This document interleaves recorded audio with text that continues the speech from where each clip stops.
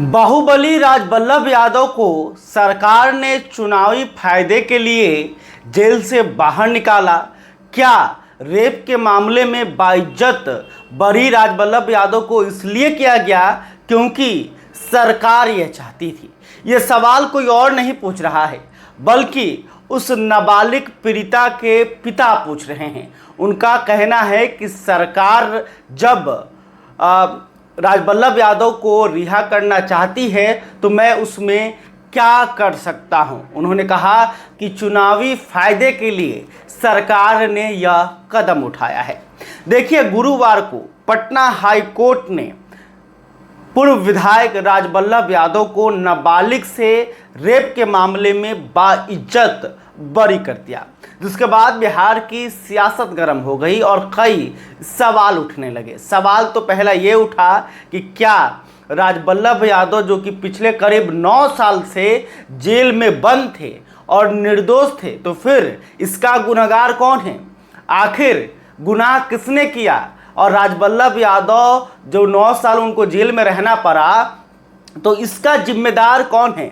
क्या वो कोर्ट, वो जो जज नहीं है जिन्होंने राजबल्लभ यादव को उम्र कैद की सजा दी थी? फिर पटना हाई कोर्ट ने एमपी एमएलए कोर्ट के आदेश को रद्द कर दिया और राजबल्लभ यादव को पूरी तरह से बाइज्जत बरी कर दिया।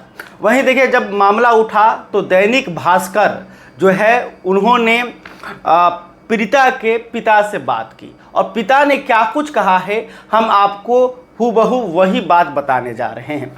पिता ने कहा कि नीतीश कुमार की सरकार ने उस समय जो है उन्हें मदद की, इसलिए वो इतने सालों तक राजबल्लभ यादव के खिलाफ केस लड़ते रहे।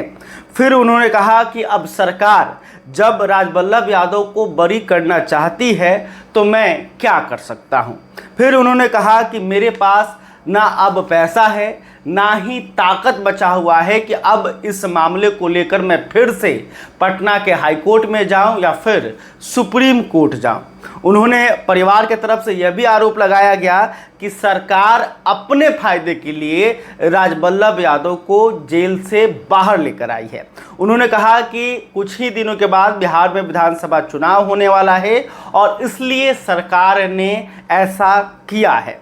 अब उन्होंने ये भी आरोप लगाया कि जो पीड़िता, नाबालिग पीड़िता है, वो घर से नहीं निकलती है, वो घर में ही रहकर सरकारी नौकरी की तैयारी करती है, परीक्षा की तैयारी करती है।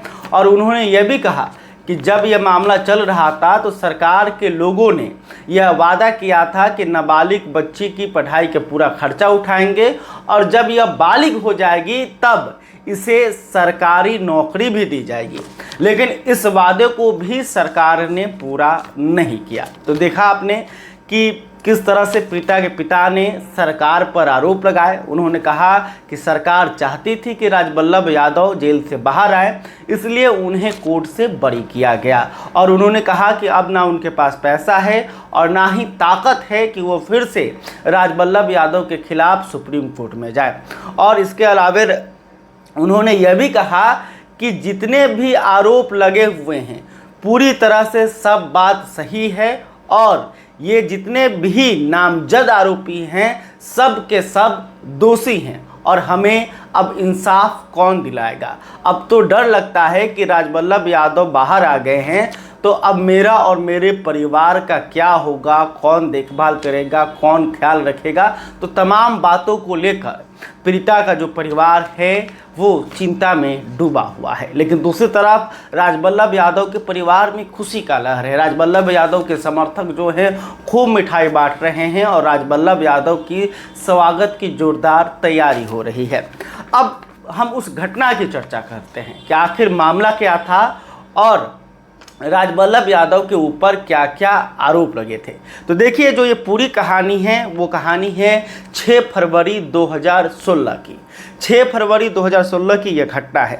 नालंदा के रुहई की रहने वाली एक 15 साल की लड़की जो है वो नालंदा के मुख्यालय जो शहर है बिहार शरीफ, वहाँ पर रहकर एक किराए के मकान में रहती थी और पढ़ाई करती थी, नौकरी की तैयारी करती थी या फिर जो क्लास है उसमें पढ़ाई करती थी वो। फिर इसी दौरान उसकी एक जान पहचान हो जाती है जिसका नाम है सुलेखा। तो सुलेखा से जान पहचान हो जाती है। सुलेखा से अक्सर ये जो 15 साल की नाबालिग लड़की है वो मिलती रहती है। तो एक दिन सुलेखा वो उसके किराए के मकान पर आती है और कहती है, और उसके सुलेखा के साथ उसकी माँ भी रहती है। तो दोनों आते हैं और लड़की से कहते हैं कि चलो एक बर्थडे पार्टी है वहाँ पर चलते हैं, बहुत बढ़िया खाना पीने का इंतज़ाम है, जानने वाले का जन्मदिन का पार्टी है, तो तुम चलो। फिर लड़की जो है वो तैयार हो जाती है। लड़की को गाड़ी में बिठाया जाता है और सीधे नवादा ले जाया जाता है। नवादा में आरजेडी के विधायक, वर्तमान आरजेडी के जो विधायक थे राजबल्लभ यादव, उनके आवास पर, उनके मकान पर जो है लड़की को ले जाया जाता है। फिर लड़की को पहले तो शराब पिलाने की कोशिश की जाती है, लेकिन लड़की शराब नहीं पीती है। लेकिन फिर कुछ लोग मिलते हैं, उसके कपड़े उतारते हैं और उसके मुंह में कपड़ा ठूंसकर उसे एक बेड पर फेंक दिया जाता है। और फिर राजबल्लभ यादव की एंट्री होती है।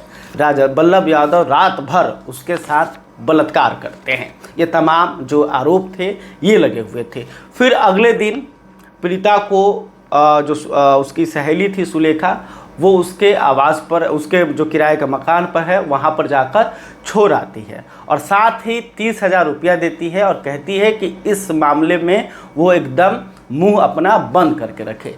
लेकिन जो पीड़िता नाबालिग थी वो सोचती है, 1-2 दिन सोचती है और फिर 9 फरवरी को वो बिहार शरीफ के एक थाने में एफआईआर दर्ज करा देती है। जैसे ही एफआईआर ये दर्ज होता है हड़कंप मच जाता है। फिर अगले दिन जो पुलिस है वो पीड़िता को लेकर राजबल्लभ यादव के मकान पर पहुंचती है। वहां पर राजबल्लभ यादव तो नहीं मिलते हैं, लेकिन उनकी तस्वीर जब पुलिस ने उस लड़की को दिखाई तो लड़की पहचान लेती है और कहती है कि इसी व्यक्ति ने मेरे साथ बलात्कार और रेप किया है। उसके बाद इस मामले की शिनाख्त हो जाती है। फिर जो डीआईजी हैं वो तमाम आरोपियों को गिरफ्तारी का आदेश देते हैं। करीब 21 दिन तक जो राजबल्लभ यादव हैं वो पुलिस से फरार रहते हैं, लेकिन 21 दिन के बाद कोर्ट में सरेंडर करते हैं और फिर उन्हें जेल भेज दिया जाता है। और ये मामला चलता है। पटना एमपी एमएलए जो कोर्ट है वो इस मामले में राजबल्लभ यादव को उम्र कैद की सज़ा सुनाती है। लेकिन गुरुवार को जो है पटना हाई कोर्ट इस मामले में बड़ा फैसला लेता है और राजबल्लभ यादव को बाइज्जत बरी कर दिया जाता है। पटना हाई कोर्ट के जस्टिस मोहित कुमार, जस्टिस हरीश कुमार की जो खंडपीठ थी, उन्होंने यह फैसला सुनाया और इस गंभीर संगीन आरोप में, जिस मामले में राजबल्लभ यादव पिछले 9 सालों से जेल में बंद थे, इस मामले में जो है पटना हाई कोर्ट राजबल्लभ यादव को बरी कर देता है, बाइज्जत बरी कर देता है। अब देखिए, जो कानून के जानकार हैं, जो वकील हैं, उनका कहना है कि इस मामले में भी अभी जो अगर पीड़िता का जो परिवार है वो चाहे तो सुप्रीम कोर्ट जा सकता है और सरकार उन्हें केस लड़ने में सहायता कर सकती है। हालांकि पीड़िता का परिवार का कहना है कि अब सरकार ही नहीं चाह रही है कि राजबल्लभ यादव को जेल में रखा जाए और सज़ा मिले, तो हम कैसे लड़ सकते हैं। हमारे पास ना पैसा है, ना हमारे पास ताकत बचा हुआ है, ना उतना संसाधन है कि हम सुप्रीम कोर्ट यानी कि दिल्ली जाकर इस मामले में केस करें। तो देखिए, कहानी जो थी आप समझ गए कि राजबल्लभ यादव जो कि आरजेडी के पूर्व विधायक थे, उन पर नाबालिग के साथ रेप का आरोप लगा था।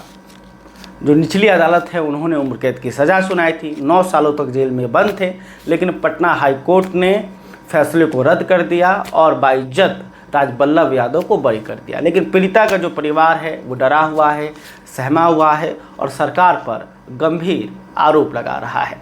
तो देखिए, लोग कहते भी हैं कि लोकतंत्र में जो कानून है वो सिर्फ गरीबों के लिए है। तो क्या इस बात में सच्चाई है? क्या कानून भी समय के साथ बदलता रहता है, लोगों की हैसियत देखकर फैसला लेता है? ये भी सवाल जो है आज से नहीं, वर्षों से ये सवाल लोग पूछ रहे हैं और हमारे कानून की जो व्यवस्था है उस पर भी सवाल उठते रहते हैं।